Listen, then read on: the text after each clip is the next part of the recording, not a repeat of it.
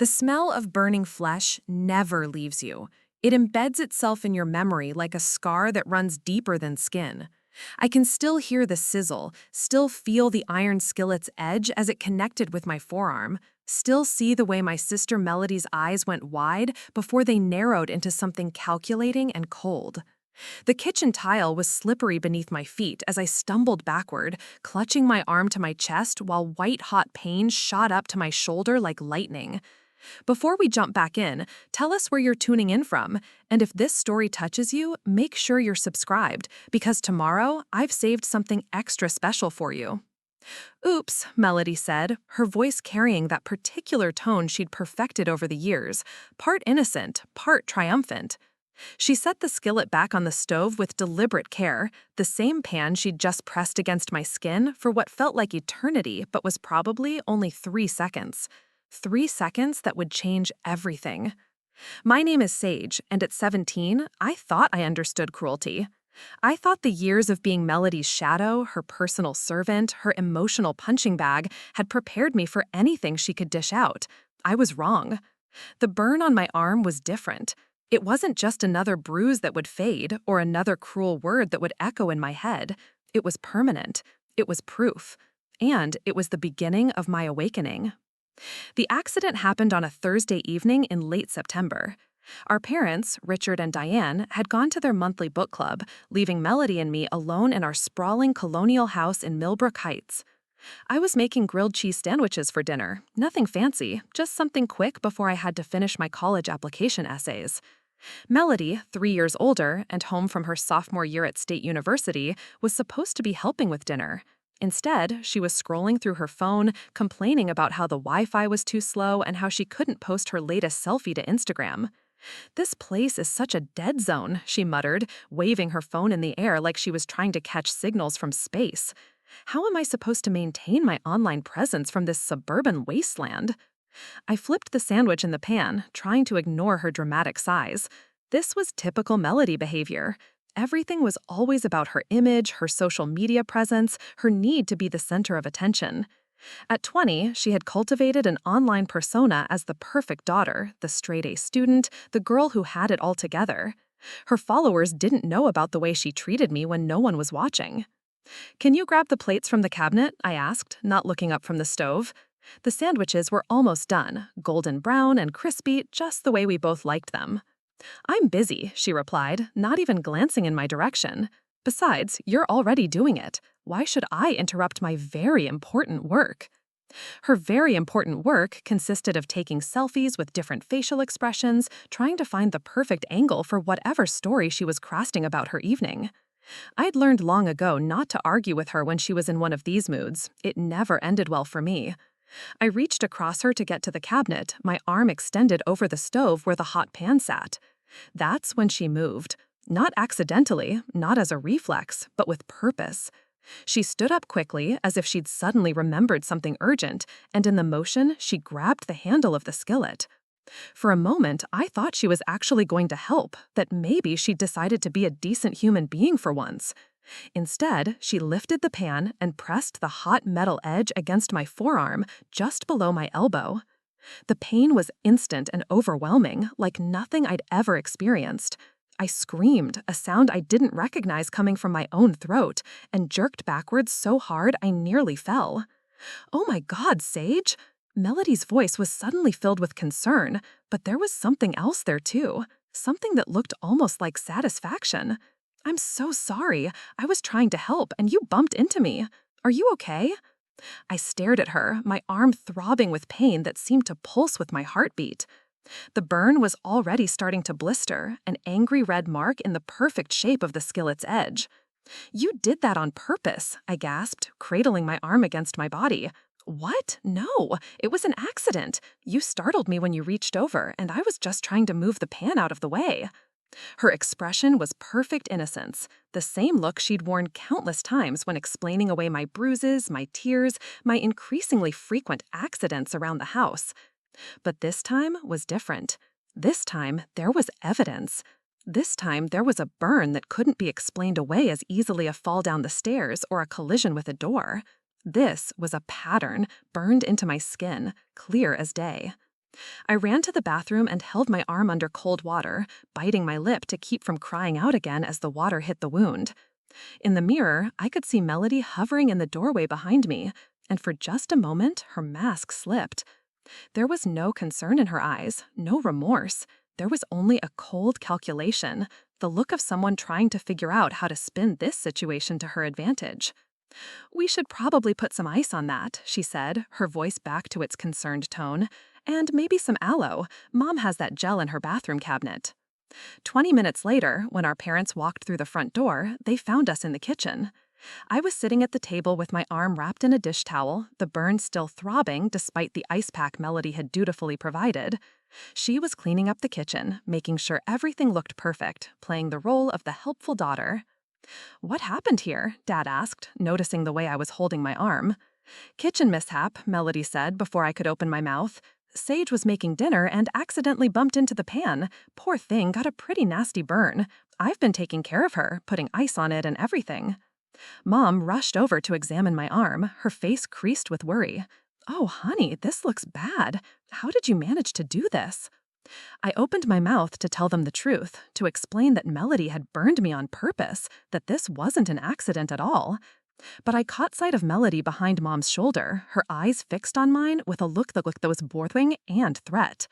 I'd seen that look before, and I knew what it meant. If I told the truth, things would get worse for me. Preparing and narrating this story took us a lot of time, so if you are enjoying it, subscribe to our channel. It means a lot to us. Now back to the story. Much worse. "I was reaching for something and lost my balance," I heard myself say. The lie tasted bitter in my mouth, but it was safer than the truth. It was always safer than the truth in our house. "Well, we should probably take you to urgent care," Dad said, examining the burn more closely. "This might need professional attention." The urgent care center in downtown Millbrook was nearly empty when we arrived. The fluorescent lights buzzed overhead, casting everything in a harsh, clinical glow. I sat in the waiting room between my parents while Melody scrolled through her phone, occasionally making sympathetic noises and patting my shoulder in a way that looked caring to anyone watching, but felt possessive to me. When they called my name, a middle-aged nurse named Patricia led us back to an examination room. She had kind eyes and graying hair pulled back in a practical ponytail. As she began to examine my arm, unwrapping the makeshift bandage we'd applied at home, I saw her expression change subtly. "This is quite a burn," she said, her voice neutral but her eyes sharp as she studied the wound. "Can you tell me exactly how this happened?" "Kitchen accident," Mom said quickly. "She was making dinner and bumped into a hot pan." Patricia nodded, but I noticed she was looking at me, not my mother. "And you were cooking alone?" "No, my sister was there," I said, glancing at Melody, who gave me an encouraging smile. "I feel terrible about it," Melody chimed in. "I was supposed to be helping, but I was distracted by my phone. If I'd been paying better attention, maybe I could have prevented it." The nurse continued her examination in silence, gently probing the edges of the burn and measuring its dimensions. I watched her face, trying to read her expression, but she maintained professional composure. Still, there was something in her eyes that made me think she was seeing more than just an accidental injury. "The pattern here is quite distinct," she said finally, holding up a small ruler next to my arm. "It's a very clean line, very uniform. Usually, when someone accidentally bumps into a pan, the burn is more irregular, more scattered." My heart started beating faster. Did she know? Could she tell? "Well, she hit it pretty straight on," Dad said. "Just bad luck, I guess." Patricia nodded again, but she continued to study the burn with an intensity that made me uncomfortable. "I'm going to need to clean this and apply a specialized dressing," she said. "It's going to hurt, so I'll give you something for the pain first." As she worked, she asked more questions. Where exactly had I been standing? What was I reaching for? How long had the pan on the stove? Each question felt loaded with meaning I couldn't quite grasp, but I answered as best I could, sticking to the story Melody had crafted. "You know," Patricia said as she applied antibiotic ointment to the wound, "I've been a nurse for 23 years, and I've seen a lot of kitchen accidents. This doesn't look like any kitchen accident I've ever seen." The room went very quiet. I could hear the clock on the wall ticking, could hear Dad clearing his throat, could hear Melody's breathing change just slightly. "What do you mean?" Mom asked, her voice tight. Patricia looked directly at me. "Honey, burns like this usually happen when hot metal is pressed against skin and held there. They don't happen from bumping into something accidentally. They happen when someone deliberately applies pressure." My stomach dropped. She knew. Somehow, she knew. "That's ridiculous," Melody said, her voice rising just slightly. "Why would anyone do that deliberately? It was an accident. Sage already told you it was an accident." But Patricia wasn't looking at Melody. She was still looking at me. And in her eyes, I saw something I rarely encountered in my daily life: genuine concern for my well-being. "Sage," she said gently, "is there anything else you want to tell me about how this happened? Anything at all?" The moment stretched out like taffy. I could feel my family's eyes on me, could feel the weight of expectation and threat. I thought about all the times Melody had hurt me, all the times I'd lied to protect her, all the times I'd convinced myself that this was just how siblings treated each other. I thought about the way she'd grabbed that pan, the deliberateness of her movement, the satisfaction in her eyes afterward. And then I thought about what would happen when we got home if I told the truth now. "It was an accident," I whispered, the words feeling like stones in my throat. Patricia stared at me for a long moment, and I saw something shift in her expression. Disappointment, maybe? Or resignation. She'd seen this before, I realized. She'd seen kids like me, kids who were too scared to tell the truth even when someone was finally asking the right questions. "All right," she said finally, her voice professional again. "I'm going to bandage this up and give you instructions for care at home. You'll need to keep it clean and dry, change the dressing daily, and watch for signs of infection. If it gets worse or doesn't start healing in a few days, you need to come back immediately." As she worked, wrapping my arm in clean gauze and medical tape, she continued to talk. "Burns like this can be serious. They can get infected easily, and they often leave permanent scars. You need to take very good care of this." She handed Mom a sheet of aftercare instructions and a prescription for pain medication. As we prepared to leave, Patricia touched my shoulder gently. "Sage," she said, her voice low enough that only I could hear, "if you ever need someone to talk to, if you ever need help with anything, the hospital has resources. Social workers, counselors, people who understand. We're here, okay?" I nodded, not trusting myself to speak. As we walked out of the urgent care center, I felt like I was leaving behind my one chance to tell someone the truth, my one opportunity to get help. But I also knew that Patricia's kindness, her willingness to see what others wouldn't see, had planted something inside me that hadn't been there before. The drive home was quiet, except for Mom's occasional reminders about keeping the bandage dry and Dad's muttered complaints about the cost of emergency medical care.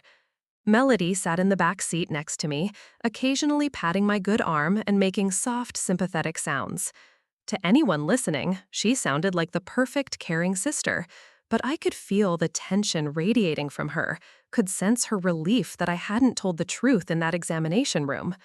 When we got home, she helped me settle on the couch with extra pillows and brought me a glass of water to take with the pain medication. She even offered to make me tea, to find something good on Netflix, to do whatever I needed to be comfortable. It was a performance, I knew, but it was also something else. It was a reminder of what she could be when she chose to be, which somehow made her cruelty even worse. That night, as I lay in bed with my arm throbbing despite the pain medication, I stared at the ceiling and tried to make sense of what had happened. The burn was proof, physical evidence of Melody's treatment of me, but it was also evidence of my own complicity, my willingness to lie to protect her, even when someone was finally ready to listen to the truth. I thought about Patricia's words, about the resources she'd mentioned. I thought about the way she'd looked at me, like she saw something worth protecting. It was a foreign concept to me. In my family, I existed to make Melody look good by comparison, to absorb her anger and frustration, to be the problem child so she could be the perfect one. The idea that someone might think I deserved better was revolutionary, but it was also dangerous. Because if I started believing I deserved better, If I started thinking that maybe this wasn't normal, then I'd have to do something about it. And doing something about it meant challenging the entire structure of my family, the delicate balance that kept our household functioning, even if it was slowly killing me. The burn healed slowly over the following weeks, just as Patricia had predicted. But something else was healing too, something I hadn't even realized was broken. Every time I changed the bandage, every time I saw the angry red mark on my arm, I was reminded that what had happened wasn't my fault. It wasn't an accident. It wasn't something I'd brought on myself through clumsiness or carelessness. It was something that had been done to me, deliberately and with malice. And if this wasn't my fault, maybe none of it was my fault. Maybe the bruises, the cuts, the constant emotional battering weren't evidence of my inadequacy. Maybe they were evidence of something much darker, something I'd been too afraid to acknowledge. Melody seemed to sense the shift in me, the way my perception was changing. She became more attentive, more caring, more concerned about my well-being. She brought me homework when I missed school for follow-up appointments. She made sure I had everything I needed, anticipated my requests before I could make them. It was manipulation, I understood now, her way of ensuring my continued silence and cooperation. But it was also too little, too late. Because Patricia had given me something more powerful than sympathy or temporary kindness. She'd given me the knowledge that someone could look at my situation and see it for what it really was. She'd validated my reality in a way no one ever had before. And that validation was going to change everything. 2 weeks after the burn, I was back at school, trying to navigate the complexities of senior year while wearing long sleeves to hide my bandaged arm. The October heat was unseasonably warm, and I was sweating in my cardigan, but the alternative was answering questions about my injury that I wasn't ready to face. During lunch, I sat alone at my usual table in the corner of the cafeteria, picking at a sandwich and reading ahead for my AP literature class. I'd always been a solitary student, not because I preferred it, but because Melody's reputation cast a shadow over any potential friendships. She was popular, charismatic, the kind of person everyone wanted to know. Having a weird, antisocial younger sister didn't fit her image, so she'd made sure over the years that I understood my place was on the periphery. "Hey, are you okay?" I looked up to find Emma Chen standing beside my table, her dark eyes filled with concern. Emma was in my AP chemistry class, one of those naturally brilliant students who made complicated concepts look effortless. We'd been lab partners a few times, but we'd never really talked outside of academic necessity. "I'm fine," I said automatically, the response I'd been trained to give whenever anyone showed interest in my well-being. "You've been wearing long sleeves every day, even when it's 90 degrees outside," Emma said, sliding into the seat across from me without invitation. "And you keep wincing when you move your left arm, so either you're hiding something or you have some very strange fashion preferences." I stared at her, unsure how to respond. No one at school had ever paid enough attention to my behavior to notice patterns, let alone comment on them. It was unnerving to realize someone had been watching me that closely. "I had a kitchen accident a couple weeks ago," I said finally. "Burned my arm on a pan. It's healing, but it's still sore." Emma nodded, but there was something in her expression that reminded me of Patricia, a skepticism that she was trying to hide behind polite acceptance. "That sucks," she said. "Kitchen accidents are the worst. My cousin got a really bad burn last year when she was cooking for a family gathering. Hers was from grabbing a pot handle that had been in the oven, though, left a completely different kind of mark than what you'd get from a pan." My stomach tightened. How much did Emma know about different types of burns? How much could someone figure out just by observation? "Yeah, well, accidents happen," I said, closing my book and preparing to leave. The conversation was heading into territory that made me uncomfortable. "They do," Emma agreed, "but some accidents are more accidental than others." I froze halfway out of my chair. There was no mistaking the meaning behind her words, the implication that she saw through the story I'd been telling. But unlike Patricia, who'd been bound by professional obligations and family dynamics, Emma was just another student. She had no authority, no power to intervene in my situation. She was just someone who'd noticed something was wrong. "I don't know what you're trying to say," I said, sitting back down. Emma leaned forward, lowering her voice. "I'm saying that I've noticed things over the years. The way your sister talks to you when she thinks no one's listening." The way you flinch sometimes when people move too quickly near you. The bruises you try to hide with makeup. The way you always have some explanation for every injury, every mark. My heart was pounding so hard I was sure she could hear it. No one had ever cataloged my suffering so precisely, so matter-of-factly. It was terrifying and validating at the same time. "You don't know anything about my family," I said, but my voice lacked conviction. "You're right, I don't know the details," Emma said, "but I know what I see. And what I see is someone who's been hurt, probably repeatedly, probably by someone close to her. Someone who's gotten very good at making excuses and keeping secrets." Tears were building behind my eyes, but I blinked them back. I couldn't break down here, not in the middle of the cafeteria where anyone could see. "Why are you telling me this?" I asked.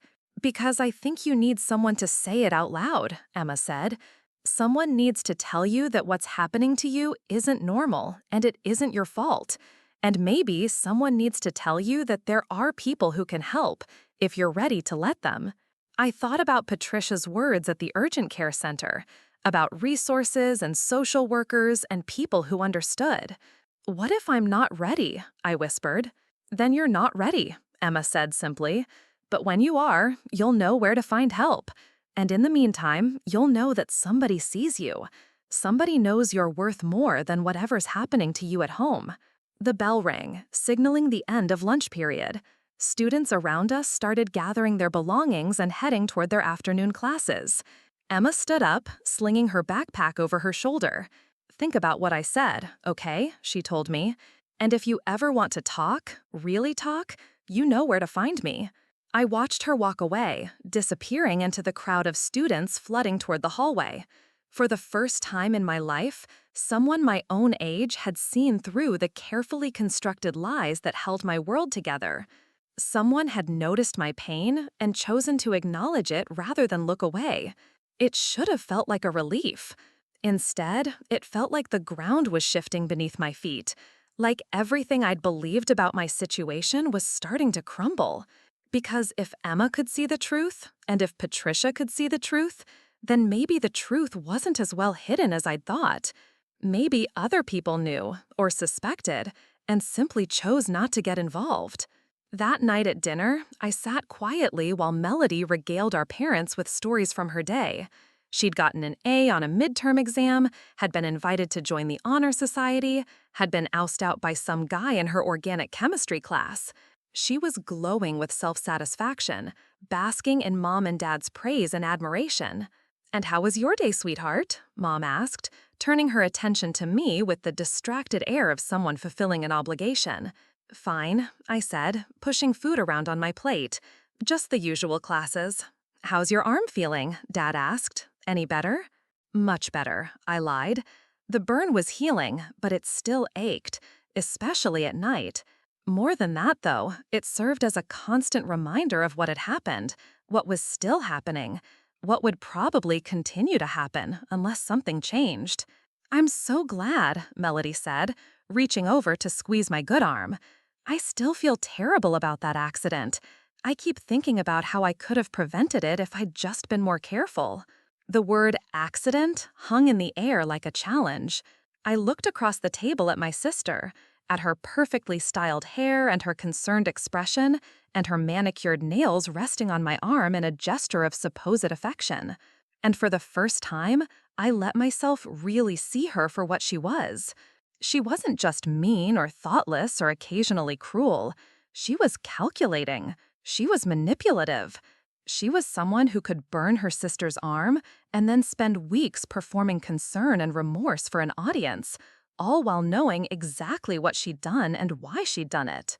"These things happen," I said, "but they usually don't happen the same way twice." It was a small act of defiance, but it felt enormous. Melody's smile faltered for just a fraction of a second, so briefly that our parents didn't notice. But I saw it, and she knew I saw it. For the first time, I'd pushed back, even in the smallest way. The rest of dinner passed without incident, but I could feel Melody's eyes on me, assessing this new development. She was trying to figure out what had changed, what was different about me, and I was trying to figure out the same thing. After dinner, as I was loading the dishwasher, she cornered me in the kitchen. "You seem different lately," she said, her voice carefully neutral. "More tense, I guess. Is everything okay?" "Everything's fine," I said, focusing on arranging plates in the dishwasher rack. "Because if something was bothering you, you'd tell me, right? We're sisters. We look out for each other." The irony of her words was almost too much to bear. Look out for each other. As if she hadn't spent years looking for opportunities to hurt me. As if she hadn't literally branded me with a hot pan just weeks ago. "Of course," I said, not turning around. "We're sisters." But even as I said it, I knew something fundamental had shifted between us. The dynamic that had defined our relationship for 17 years was beginning to crack, and once cracks appeared, they had a tendency to spread. That night, I lay in bed staring at my bandaged arm in the dark. The physical wound was healing, but something deeper had been damaged and was now, paradoxically, beginning to heal as well. My understanding of myself, of my situation, of what I deserved and didn't deserve was changing in ways I couldn't have imagined just a few weeks ago. Patricia had seen the truth in my burn. Emma had seen the truth in my behavior. And slowly, painfully, I was beginning to see the truth in my own life. The question now was what I was going to do with that truth, and whether I was brave enough to act on it when the time came. Outside my window, October wind rattled the trees, scattering leaves across the yard like pieces of a puzzle waiting to be reassembled. Change was coming, whether I was ready for it or not. And for the first time in my life, that possibility didn't terrify me. It energized me. Because I was starting to understand that sometimes things have to break completely before they can be put back together in a better way. And sometimes the person holding the hammer is the same person who's been getting hit with it all along. The guidance counselor's office smelled like stale coffee and industrial carpet cleaner. I sat in the uncomfortable plastic chair across from Mrs. Rodriguez's desk, my transcript spread out between us like evidence in a trial I didn't know I was attending. The October afternoon sun streamed through the narrow window, highlighting the dust motes that danced in the air and the framed motivational posters that lined the walls. "Your grades are exceptional, Sage," Mrs. Rodriguez said, adjusting her reading glasses as she reviewed my academic record. "Top 5% of your class. Perfect attendance, strong standardized test scores. You should be looking at some really competitive colleges." I nodded, trying to focus on her words, but my attention kept drifting to the college brochures scattered across her desk. Glossy images of smiling students walking across pristine campuses, studying in well-lit libraries, laughing together in residence hall lounges. It all looked impossibly foreign, like scenes from a movie about someone else's life. "The problem is the applications," she continued, her voice taking on a gentler tone. "Most of these schools require essays, personal statements, letters of recommendation, and frankly, your current submissions are," she paused, searching for diplomatic language, "quite sparse." Sparse was an understatement. The essays I'd written were technically proficient but emotionally vacant, the kind of generic responses that admissions committees probably read by the thousands. I wrote about overcoming challenges without mentioning what those challenges were, about personal growth without explaining what had sparked that growth, about my goals for the future without acknowledging the circumstances that had shaped those goals. "I'm just not sure what to write about," I said, which was both completely true and a total lie. I had plenty to write about, but none of it was the kind of thing you could put in a college application essay. How do you explain to an admissions committee that your most formative experience was learning to hide bruises with makeup? How do you turn systematic emotional abuse into an inspiring narrative about resilience? Mrs. Rodriguez leaned forward, her expression becoming more concerned. "Sage, in all the time I've known you, you've been one of our most dedicated students. You're here early, you stay late, you volunteer for every academic competition and service project we offer. But you're also one of the most private students I've ever worked with. I feel like I don't really know you at all." There was something in her voice that reminded me of Patricia, the same quality of seeing beyond the surface presentation to something deeper and more troubling. It made me uncomfortable in a way I couldn't quite articulate. "I just prefer to keep my personal life separate from school," I said, the response I'd rehearsed for situations like this. "I understand that," she said, "but college admissions isn't just about grades and test scores anymore. These schools want to know who you are as a person, what drives you, what you've overcome, what makes you unique. They want to see the real you." The real me. The phrase hung in the air like a question I couldn't answer. Who was the real me? Was it the straight-A student who never caused trouble? The dutiful daughter who covered for her sister's cruelty? The girl who was learning to see her own situation clearly for the first time? I honestly didn't know anymore. "What if the real me isn't very interesting?" I asked. Mrs. Rodriguez smiled, but there was sadness in her eyes. "Sage, I've been doing this job for 15 years, and I can tell you with absolute certainty that every student who sits in that chair has a story worth telling. The question isn't whether your story is interesting. The question is whether you're ready to tell it." After the meeting, I walked home slowly, taking the long way through downtown Millbrook to delay my arrival. The afternoon was unseasonably warm for late October, and the trees were putting on their final show before winter stripped them bare. Red and gold leaves crunched under my feet as I tried to process what Mrs. Rodriguez had said. She was right, of course. I did have a story to tell, but it wasn't the kind of story that ended with inspirational music and admissions to prestigious universities. It was messy and ongoing and painted my family in a light that would probably destroy the careful facade they'd spent years constructing. And despite everything Melody had done to me, despite the burn that was still healing on my arm, the idea of exposing them felt like a betrayal of some fundamental code I'd been raised to uphold. When I finally reached home, I found Melody in the kitchen making herself a smoothie. She was wearing one of her designer workout outfits, the kind that cost more than most people's entire athletic wardrobe. Her hair pulled back in a perfectly messy ponytail that had probably taken 20 minutes to achieve. She looked up when I walked in, her expression brightening with what anyone else would have interpreted as genuine affection. "There you are," she said, adding fresh berries to her blender. "Mom was wondering where you'd gotten to. You're usually home by now." "I had a meeting with my guidance counselor," I said, "about college applications." Oh, that's exciting. Melody's voice carried that particular tone of enthusiasm that I'd learned to distrust over the years.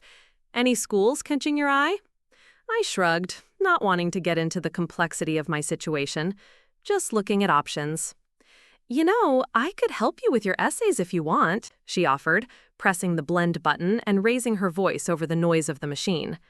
I remember how stressful the application process was. It's so hard to know what to write about, how to make yourself stand out from all the other applicants. The offer was typical Melody, superficially generous but loaded with implication.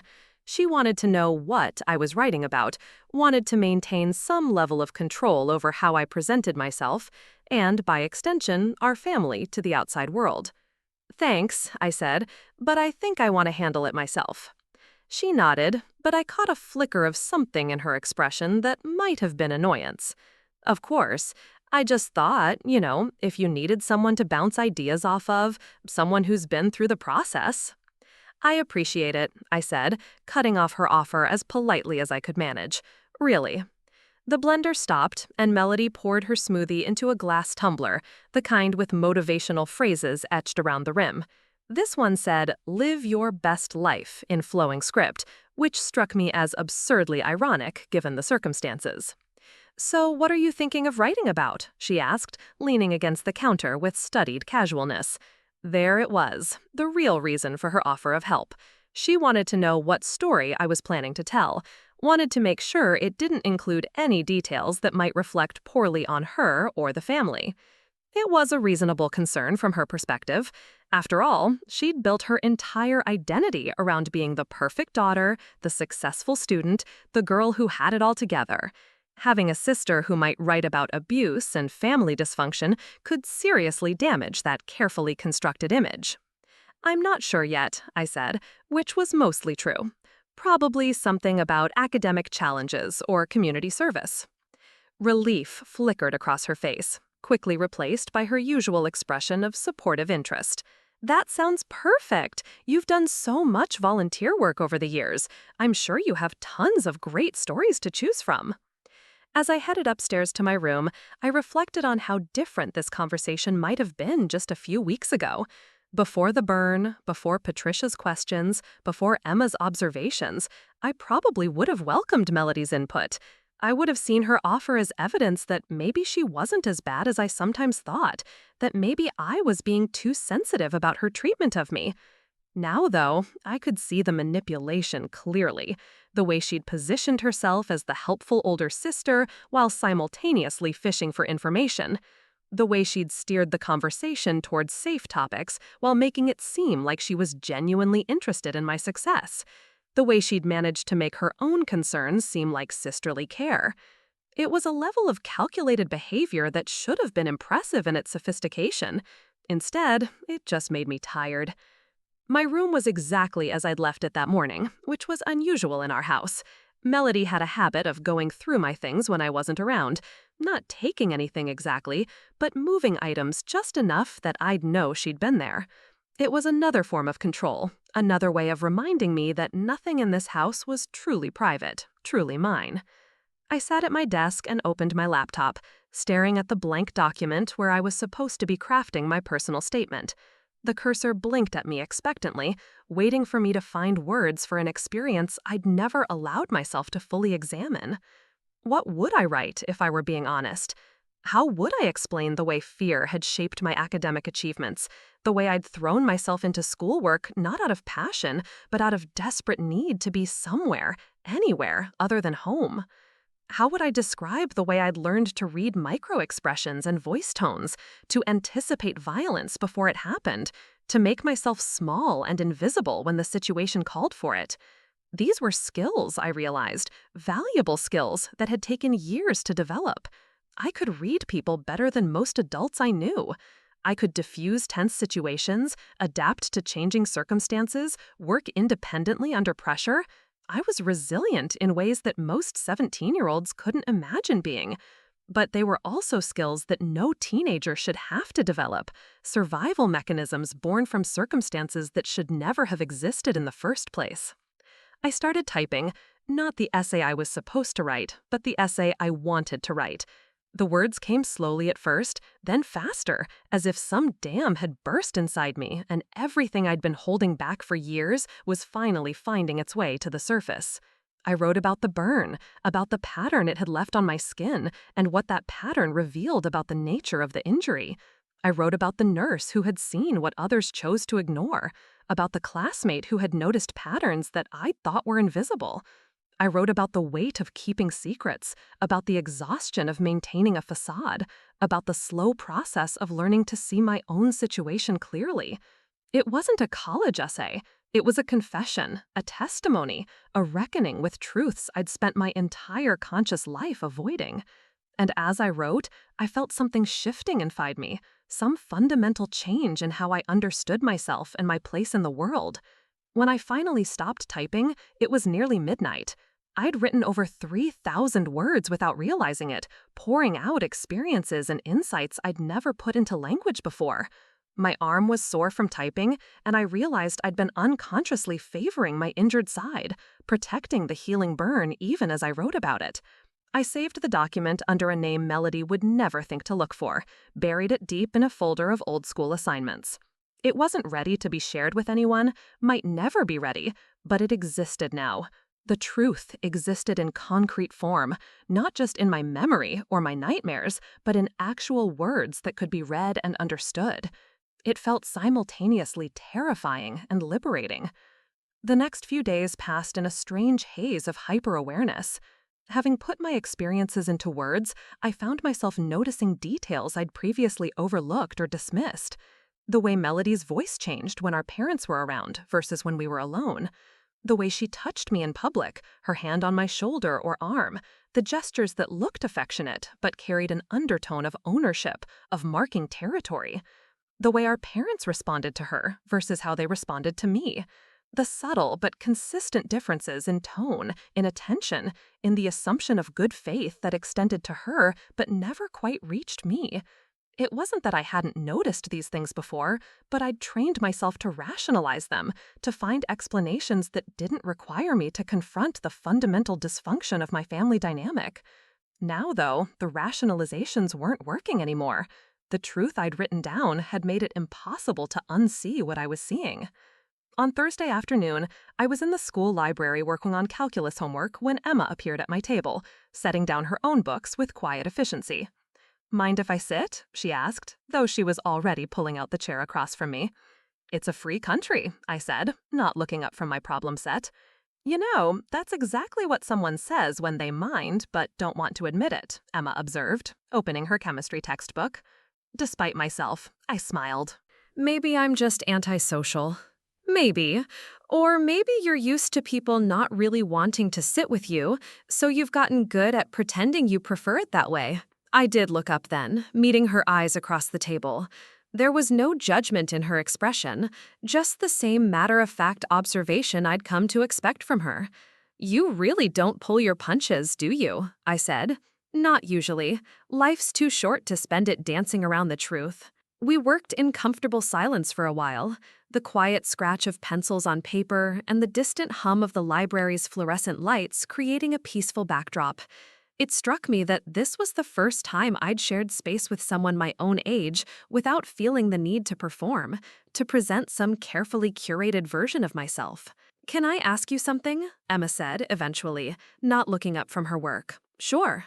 "That essay you mentioned working on for college applications, have you figured out what you want to write about yet?" I hesitated. We'd never talked about college plans, never discussed our futures beyond the immediate demands of senior year coursework, but something in her tone suggested this wasn't idle curiosity. "I'm still figuring it out," I said carefully, "because I keep thinking about what I said the other day, about somebody needing to tell you that what's happening isn't normal. And I wonder if maybe part of the problem is that you've never told anybody yourself." My pencil stilled on the paper. "What do you mean?" "I mean, maybe the reason you're having trouble with your essay is because you're trying to write around the most important thing that's ever happened to you. Maybe you're trying to tell a story without including the actual story." I stared at her, feeling like she'd just read my mind. Even if that were true, it's not exactly the kind of thing you write about in a college application. "Why not?" The question caught me off guard. I'd assumed the answer was obvious, that certain subjects were simply off-limits in contexts like college admissions, but now, forced to articulate why, I found myself struggling to find reasons that didn't sound like excuses. "Because it's too personal," I said finally. "Too private. So is overcoming cancer, but kids write about that all the time. So is dealing with poverty, or immigration, or parents' divorce. College admissions essays are supposed to be personal. That's the whole point. This is different." How? I wanted to explain the difference between socially acceptable hardships and the kind of family dysfunction that made people uncomfortable, that made them look away and change the subject. But as I tried to formulate the words, I realized I was describing the exact same reaction I'd been getting my entire life. The reason no one had intervened, no one had asked questions, no one had seen what was right in front of them, because it was easier not to. "Maybe it's not different," I said quietly. "Maybe I just think it is because that's what I've been taught to think." Emma nodded, as if I'd just confirmed something she'd already known. "You know what I think? I think you've been protecting people from your truth for so long that you've forgotten it's your truth to tell." That evening, I sat at my desk staring at the document I'd created a few nights earlier. 3,000 words of raw honesty that would probably horrify anyone who read them. But as I scrolled through what I'd written, I noticed something I hadn't seen before. Buried beneath the pain and anger and fear was something else. Strength, resilience, a kind of hard-won wisdom that most people my age couldn't access. I'd survived something that could have destroyed me. I'd maintained my academic performance, my ethical standards, my capacity for kindness, despite being raised in an environment that actively discouraged all of those things. I'd learned to recognize manipulation and cruelty, which meant I'd also learned to recognize authenticity and kindness when I encountered them. These weren't small accomplishments. They were extraordinary accomplishments, made more remarkable by the circumstances that had necessitated them. Maybe Emma was right. Maybe the story I needed to tell wasn't the sanitized version I'd been crafting, the one that mentioned challenges without naming them and growth without explaining what had sparked it. Maybe the story I needed to tell was the real one, the messy and ongoing one that painted an accurate picture of who I was and how I'd gotten that way. I opened a new document and began typing, crafting a different kind of essay entirely. This one started with the burn, with the moment I'd realized that someone could look at physical evidence and see truth that everyone else chose to ignore. It talked about the process of learning to trust my own perceptions, of recognizing patterns I'd been trained to dismiss, of finding the courage to name experiences I'd been taught to minimize. It wasn't a sob story. It was a story about developing critical thinking skills under extreme circumstances, about learning to navigate complex social dynamics, about discovering inner resources I'd never known I possessed. It was about transformation that was ongoing, growth that was hard-won, strength that had been tested in ways most people couldn't imagine.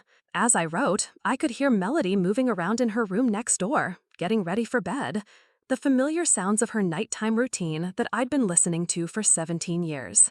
Soon she'd be asleep, and the house would settle into the quiet tension that characterized our nighttime hours. Tomorrow, we'd wake up and perform our family roles again, maintaining the careful balance that kept our household functioning. But something had fundamentally changed in the equation. I was no longer willing to sacrifice my truth for their comfort. I was no longer willing to make myself smaller to make them feel bigger. I was no longer willing to protect people from consequences they've earned through their own actions. The transformation Emma and Patricia had recognized was accelerating, and I was beginning to understand that it was irreversible. You can't unknow what you know, can't unsee what you've seen. Once you recognize the patterns, once you name the experiences, once you claim your own truth, there's no going back to the comfortable ignorance that preceded that knowledge. I was becoming someone new, someone I'd never been allowed to be before. Someone who took up space, who had opinions, who expected to be treated with basic human decency. Someone who understood her own worth, not in terms of how well she served others' needs, but in terms of her inherent value as a human being. It was terrifying, exhilarating, and absolutely necessary. Outside my window, November wind rattled the glass, carrying with it the scent of wood smoke and dying leaves. Winter was coming, but for the first time in my life, the changing season didn't fill me with dread. Change was no longer something that happened to me, something I had to endure or adapt to or survive. Change was something I was actively creating, consciously choosing, deliberately pursuing, and that made all the difference in the world. The following week brought the first real cold snap of the season, and with it, a series of events that would test every insight I'd gained and every bit of courage I'd developed over the past month. It started with a phone call from Melody's college on Tuesday afternoon. I was home alone, working on my calculus homework at the kitchen table, when the landline rang. Caller ID showed the name of State University, and I almost didn't answer, assuming it was some kind of fundraising call. But something made me pick up. Hello? Is this the Blackwood residence? The voice on the other end was professional but concerned. This is Dean Morrison from Student Affairs at State University. I'm trying to reach the parents of Melody Blackwood. They're not home right now, I said, my stomach already starting to tighten with apprehension. This is her sister. Is everything okay? There was a pause, as if the dean was considering how much to share with a family member who wasn't the primary contact. I'm afraid there's been an incident involving Melody. Nothing life-threatening, she added quickly, but serious enough that we need to discuss her continued enrollment status with your parents. My mind raced through possibilities. Academic probation? Disciplinary action? Something involving the party scene that Melody carefully curated on her social media accounts. What kind of incident? I asked. Another pause. I really need to speak directly with your parents about this. When would be a good time to reach them? I gave her mom and dad's work numbers and cell phone information, my hands shaking slightly as I wrote down the dean's contact details. After I hung up, I sat staring at the phone, trying to process what I'd just heard. Something serious enough to threaten Melody's enrollment, something the dean couldn't discuss with anyone except our parents, something that had happened at the school where Melody was supposedly thriving, maintaining her perfect image, building the golden future our parents had invested so much in creating. Part of me felt a shameful flicker of satisfaction. Melody's carefully constructed facade was cracking, and someone in authority was finally seeing through the performance she'd perfected over the years. But mostly, I felt a familiar dread settling in my stomach. Because whatever had happened, whatever consequences Melody was facing, I knew from experience that the fallout would somehow find its way to me. It always did. Mom and Dad got home within an hour of each other that evening, both of them looking grim and distracted. I could hear them talking in low, urgent voices in their bedroom, their conversation punctuated by the occasional spike in volume that suggested disagreement or frustration. Melody arrived home around 8 o'clock, 2 days earlier than expected from what was supposed to be her midterm week at college. She came through the front door quietly, almost furtively, her usual confidence replaced by something that looked suspiciously like shame. I was in the living room pretending to watch television, but really monitoring the sounds of the house, trying to gauge the emotional climate before deciding whether to make myself scarce. Melody saw me and paused in the doorway, her expression cycling through several emotions I couldn't quite read. "Hey," she said, her voice unusually subdued. "Hey," I replied, not taking my eyes off the television screen. She stood there for a moment longer, as if she wanted to say something else, but then I heard Dad's voice calling from upstairs. "Melody, can you come up here, please?" The please was ominous. Dad rarely used polite language when he was angry, preferring direct commands and raised voices. Polite language meant he was trying to control himself, which usually meant the situation was worse than his usual forms of displeasure. Melody's face went pale, but she straightened her shoulders and headed for the stairs. "Coming, Dad."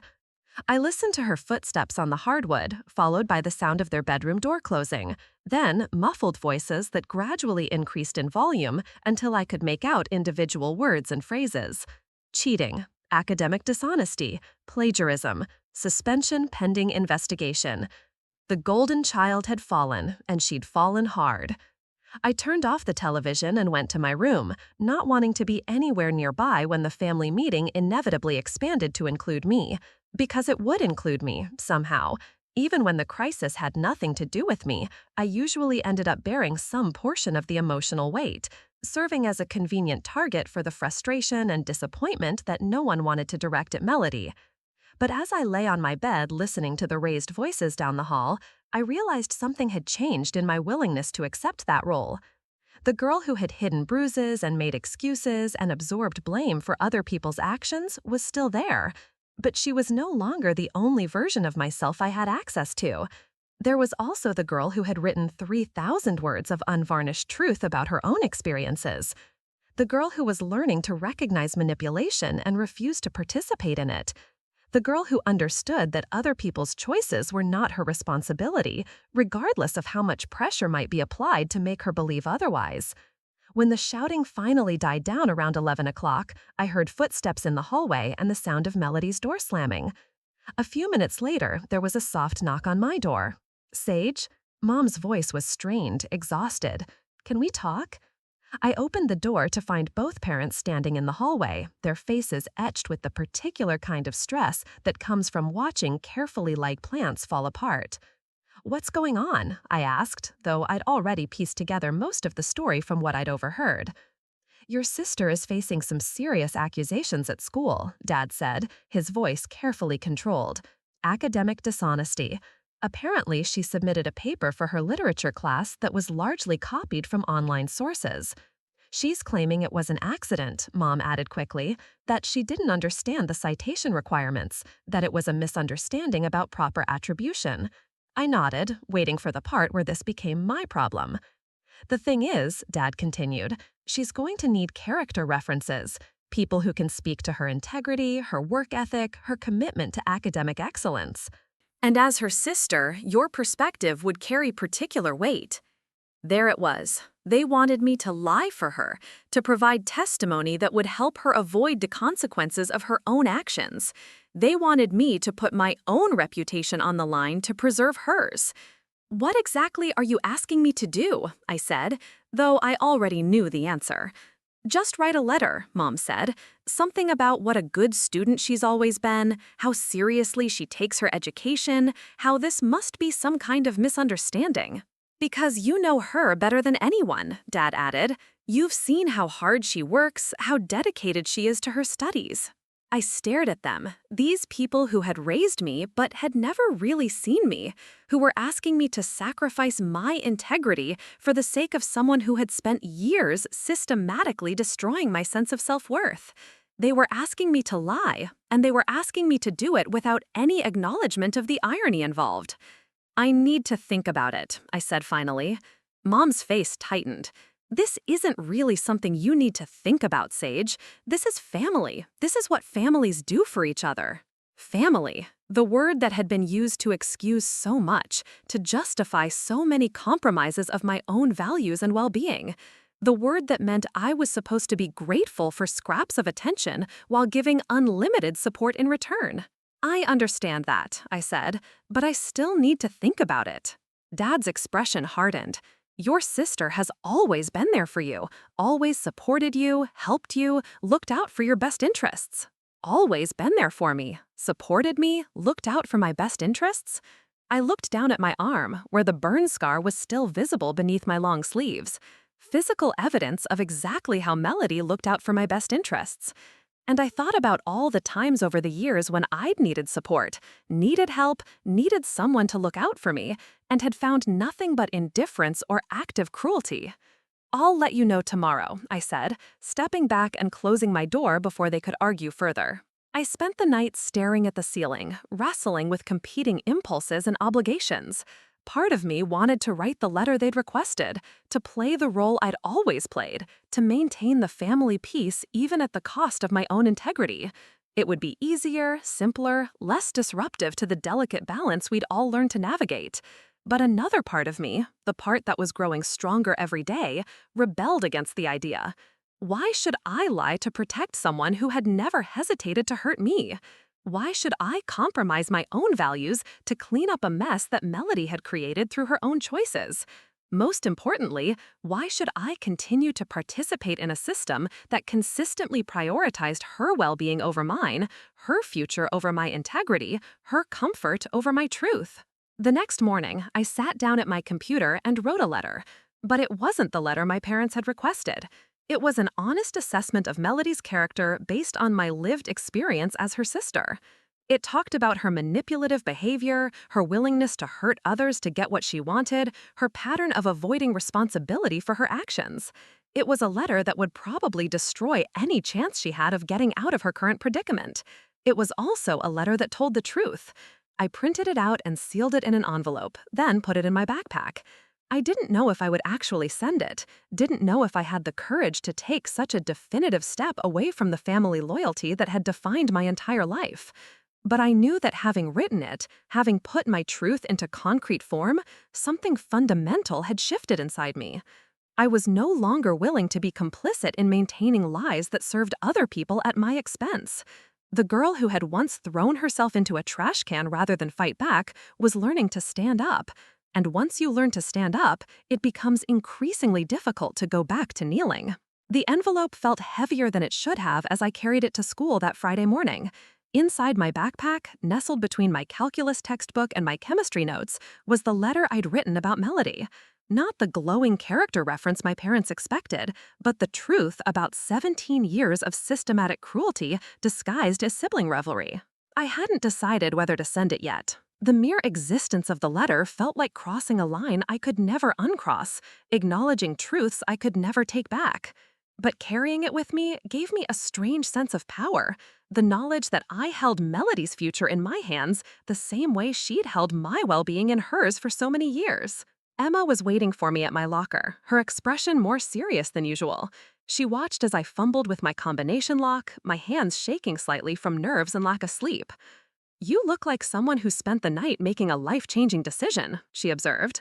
"Maybe I did," I said, finally getting my locker open and shoving my backpack inside. "Want to talk about it?" I glanced around the hallway, crowded with students rushing to first period, and shook my head. Not here. Library at lunch? I nodded, grabbing the books I needed for my morning classes. The letter remained in my backpack, a constant weight against my consciousness, even when I wasn't thinking about it directly. The morning passed in a blur of equations and essay discussions and chemical formulas. I went through the motions of being a student, answering questions when called upon, taking notes, participating in group work. But my mind was elsewhere, cycling through possibilities and consequences, imagining the various ways my decision could play out. By lunchtime, my stomach was tied in knots that had nothing to do with hunger. I found Emma at our usual table in the back corner of the library, already working on homework with the methodical efficiency I'd come to appreciate about her.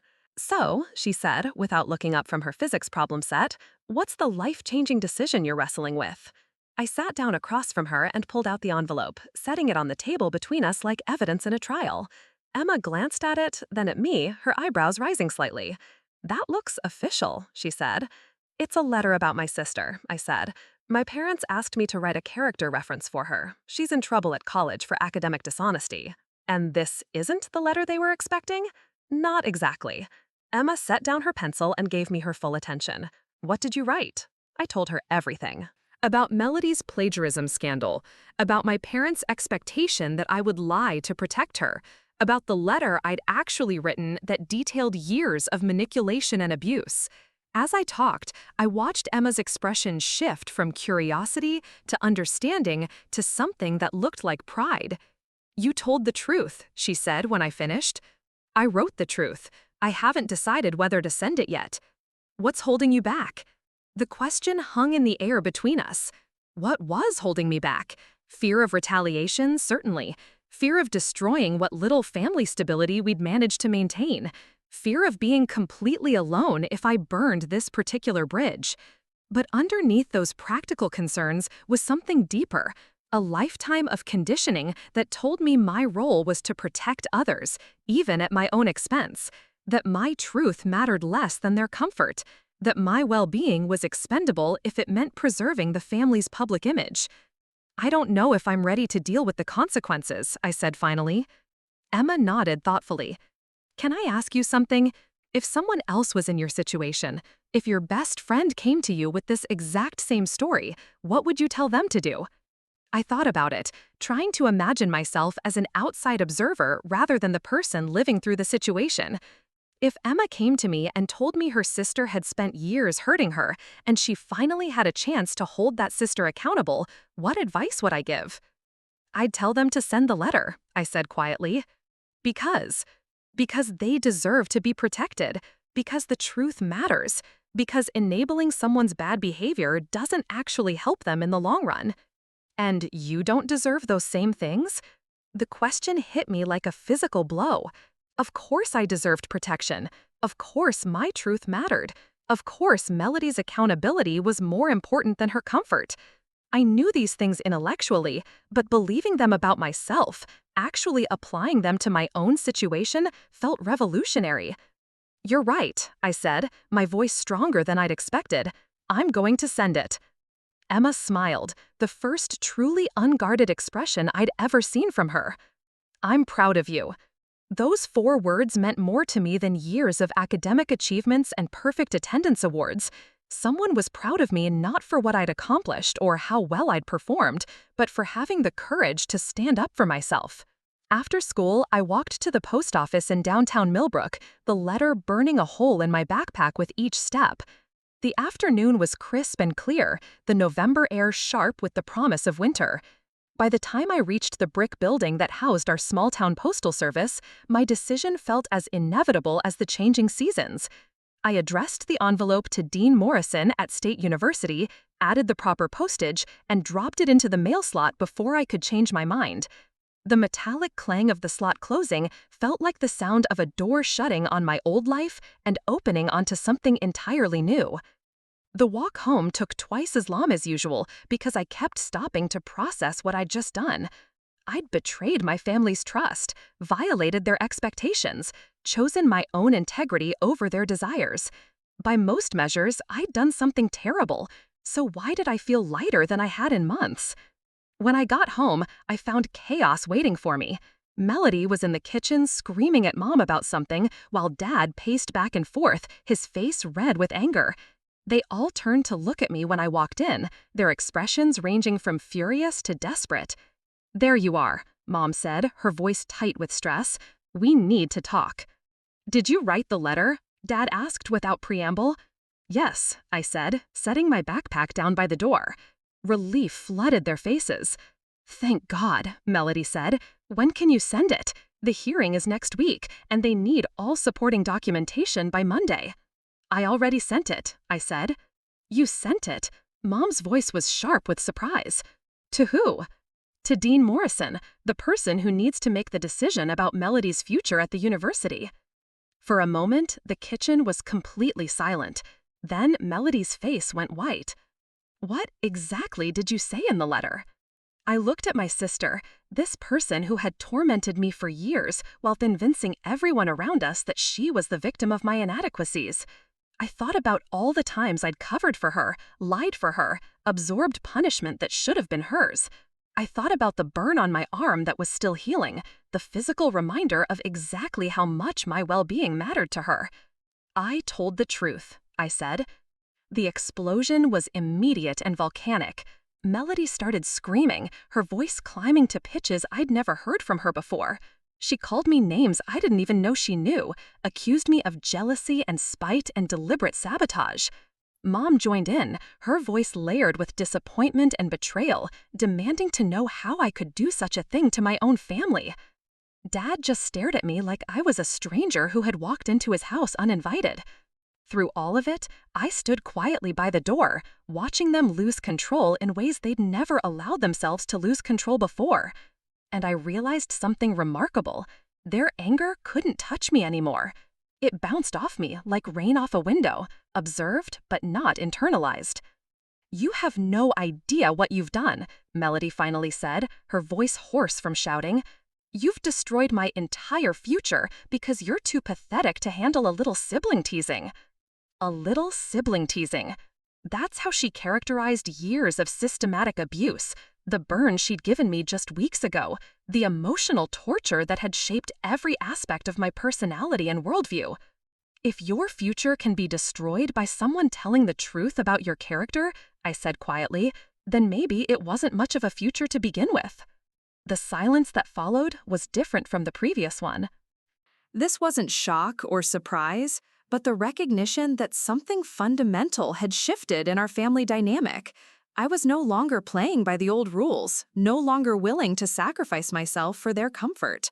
"Pack your bags," Dad said finally, his voice deadly calm. "I want you out of this house by tomorrow morning." I'd expected this, had known it was a possibility from the moment I dropped the letter in the mail slot, but hearing it said out loud still felt like a punch to the chest. "Fine," I said, surprised by how steady my voice sounded. "Fine?" Mom's voice cracked.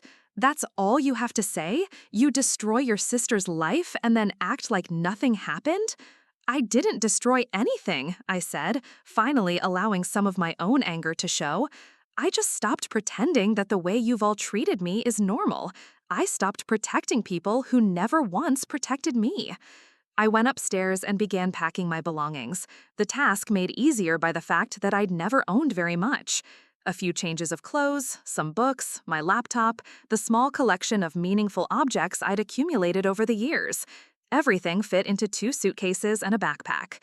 As I packed, I could hear them downstairs strategizing, trying to figure out how to minimize the damage I'd caused. Melody was already crafting a counter-narrative, positioning me as the troubled sibling whose jealousy had driven her to sabotage her sister's success. By the time news of this spread through their social circles, I would be the villain and she would be the victim. I found that I didn't care. That evening, I called Mrs. Rodriguez and explained my situation in terms that were honest but not dramatic. "Family conflict," I said.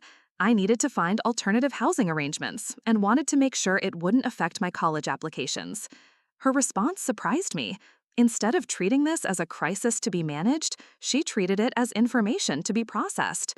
"Do you have somewhere safe to stay?" she asked. "I'm working on it. Because if you need resources, we have options. Foster families, group homes, emancipated minor status. You're almost 18, and you're academically strong enough that we can fast-track some processes if necessary." The idea that there were systems in place to help someone like me, that my situation was recognized and addressable rather than shameful and unique, was revelatory. "I think I'll be okay," I said, "but it's good to know those options exist." They do. And Sage, whatever prompted this change in your living situation, I want you to know that seeking help when you need it is a sign of strength, not weakness. The next morning, I loaded my belongings into Emma's parents' car. They'd offered to let me stay with them temporarily when Emma explained my situation, asking no questions beyond what I was comfortable answering. Mrs. Chen made extra breakfast and acted like having an additional teenager at the table was completely normal.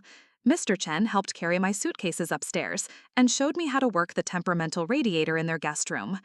As we drove away from the house where I'd spent 17 years learning to make myself small, I looked back once. Melody was watching from her bedroom window, her face pale and drawn. For just a moment, I felt a flicker of something that might have been sympathy. Then I remembered the pattern burned into my arm, the years of systematic cruelty, the way she'd pressed that hot pan against my skin and watched me scream. The sympathy evaporated, replaced by something much more valuable. 3 weeks later, I received a letter from State University informing me that Melody had been suspended for the remainder of the semester and would need to reapply for readmission after completing an academic integrity course. The letter thanked me for my candid assessment of her character and noted that my testimony had been crucial in their decision-making process.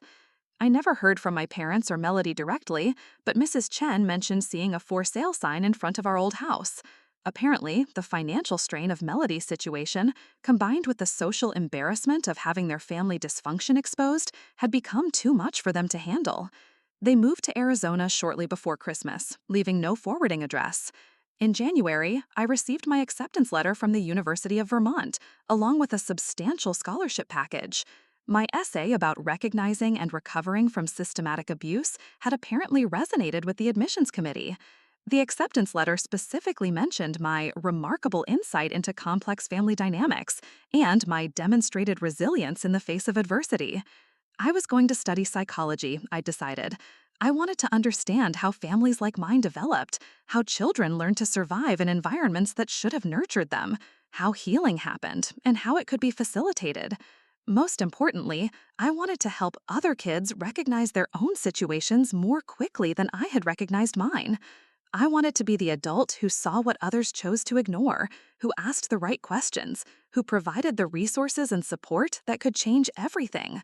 Because I'd learned that sometimes the most loving thing you can do for someone is refuse to enable their worst impulses. Sometimes protection means accountability, not cover-ups. Sometimes the truth is the most powerful tool for transformation.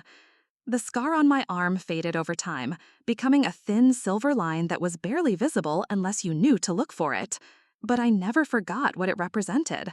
The moment I learned that physical evidence could speak louder than carefully constructed lies, that someone trained to recognize patterns could see past performance to reality.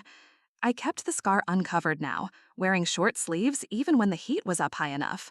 It served as a reminder of where I'd come from and how far I'd traveled.